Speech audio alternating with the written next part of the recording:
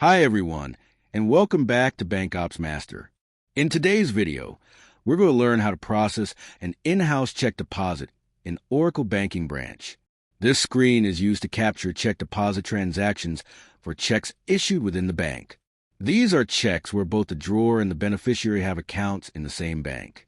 To open the in-house check deposit screen, you have two options.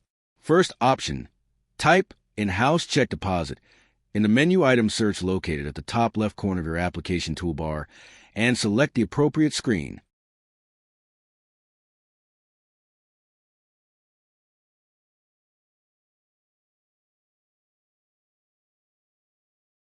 Second option, from the home screen, click on Teller.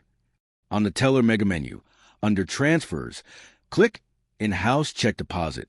Once you select it, the In-House Cheque Deposit screen will be displayed. Now, let's look at the main transaction details. You will start by entering the debit account. This is the account number of the drawer, the person who issued the check. The debit account name and debit account branch will be displayed automatically. Next, enter the check amount exactly as it appears on the check. Then enter the check number. The system will automatically validate the check status. If the check is already used, stopped, or invalid, the system will show an error message. Then, enter the check date, as written on the check.